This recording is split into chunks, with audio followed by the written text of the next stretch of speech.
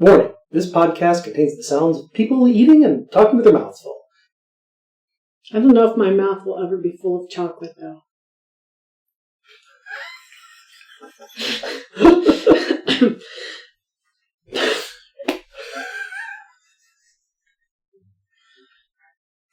I'm David. I'm Dorothy. And we are the Chocolate Snobs, ranking all the chocolates from fanciest to schmanciest. How are you today, Dorothy? I'm anticipating a delicious segment today. Why is that? We're going with non-traditional, non-American chocolates. Okay, they're definitely non-American chocolates, but that's a fancy way to say we're having a bunch of chocolates from ALDI. ALDI, yes. It's a good way to know if we have some good chocolate that are way better priced than what you get at a grocery store right now. So what do you know about ALDI? Not much. Okay, well, it is a German company. It's short for Albrecht Discount. It's a German supermarket chain that was owned by two brothers. They split famously in the mid-1960s. One brother wanted to sell cigarettes, the other one didn't, or they may have just had incompatible management styles. In any case, there are two companies that operate almost identically everywhere except for the United States, where Aldi South runs the Aldi's grocery stores and Aldi North runs Trader Joe's. Aldi's big thing is that they're devoted to low prices by producing off-label merchandise and meticulously pruning anything that doesn't sell from their stores. It can be a little shocking when you first go to an Aldi store because nothing is from a brand you would ever recognize because it's all white labels. All right. To that extent, we have three different chocolates from different price points representing different things. Why didn't you pick one of them to look at? This one is the darkest packaging of the three. All right. This is the Moser-Roth Privat Chocolatiers 70% Cocoa Dark Chocolate. It is a delicious treat for connoisseurs of sophisticated gourmet chocolate. This chocolate is made with the finest quality ingredients, carefully prepared according to a classic recipe. Chocolate lovers will savor the intense aroma of dark chocolate, made with the finest cocoa. If I had to judge based on the packaging, I would say this is a Lindt knockoff. Yeah, definitely. Moser-Roth, though, is apparently a legacy German chocolate brand that's been bounced back and forth between different corporate parents. Doesn't mean it's bad, doesn't mean it's great. But it's had a long existence before it became associated with these chocolates made for Aldi by Schenk, I believe? Stork. By Stork. Never heard of them. No, they're a German chocolate maker. Why would you have heard of them? We rate every bar on a 100-point scale, split into a number of criteria, the first criteria being value.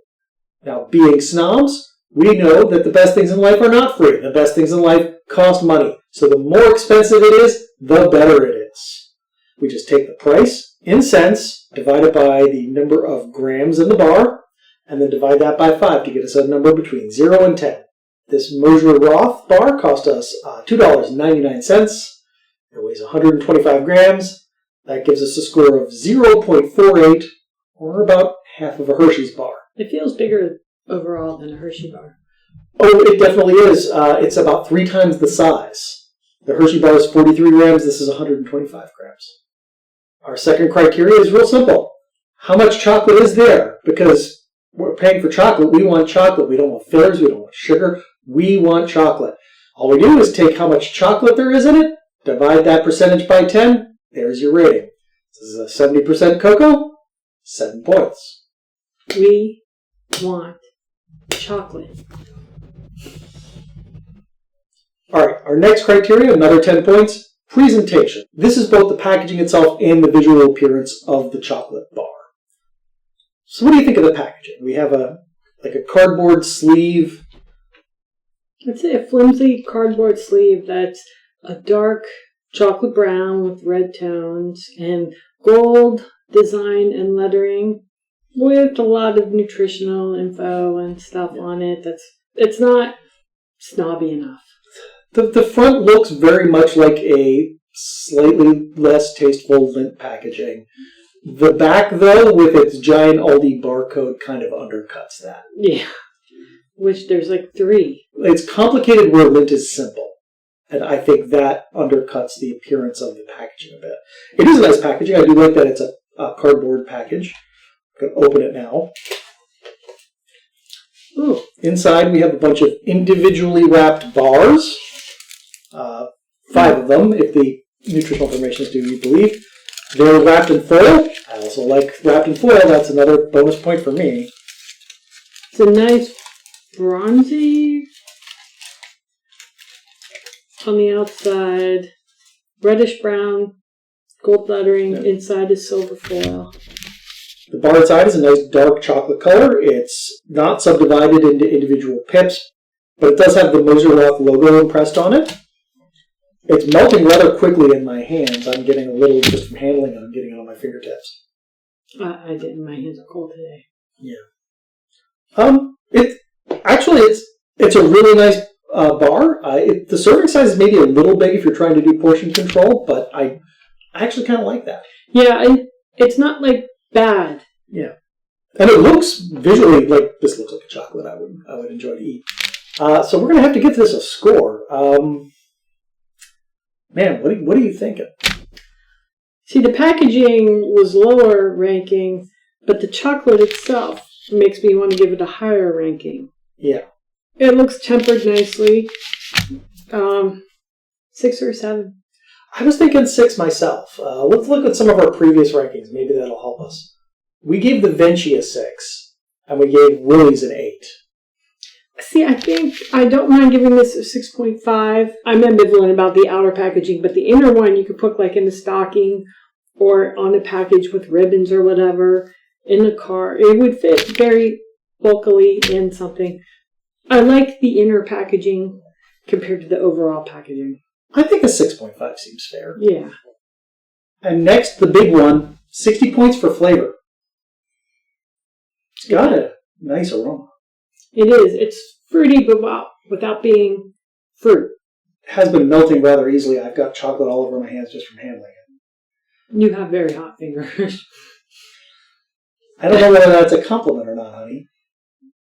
Depends if you want. Don't ever get in the chocolate business. It has a good snap. Yeah. It's a little gritty. It has good mouthfeel. It And it gives chocolate without... It has the tiniest bit hint of fruit, but I couldn't place what kind of fruit it is. It's very faint. It's just light. Yeah. It's that sort of generic dark chocolate cherry/fig taste that you get. Yes. But there's not as much fruit in the actual taste as there is in the aroma. Correct. I don't dislike it. This is pretty much, for me, right in the sweet spot of how dark I like my chocolate. Somewhere between 70 and 80%. Yeah, if I was to do a s'mores with this, I would be happier because it feels less sweet overall, but it gives chocolate. Less sugary chocolate, more chocolate. I could see that. You want a s'more, but you don't want death by diabetes. I wonder if there's a cozy mystery with that name. I would read death by diabetes. I would feel happy if I got one of these little mini bars in from the big bar. To me, it's a nice size treat when you want chocolate. You could even break it in half and feel satiated with the chocolate you're getting. It doesn't dry your mouth out like some of the higher percentage of dark chocolates can. It still has a good mouth feel. I'm having trouble putting a number to this in my head, though. I'm trying to compare it to the other dark chocolates we had last time, like the Willie's. So the Willie's, we gave it 37.5. And I think Willie's had a more complex flavor. This is definitely in the ballpark of that, but it's... I think this almost has a better mouthfeel. The grittiness is so minute to me. It feels less than one of the ones last week. What are we doing the numbers for this, out of 20 or 60? 60. So I definitely think this would be a 35 to me. That's amazing, because that's exactly where I was going to peg it to. Because I don't think it's as good as the Willie's, but it's up there. It is, because if you want dark chocolate, but you don't want to spend the money on getting one of the fancy schmancy ones, this is more than adequate to fit that. Especially when you can break it up into pieces. Yeah. So we're good with saying 35? Yep. 35 out of 60 it is.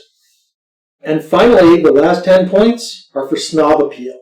Last time we had a bit of an argument about Hershey's, in that I wanted to give them more snob appeal than you did. My argument there was that at least Hershey's was an actual brand you'd heard of.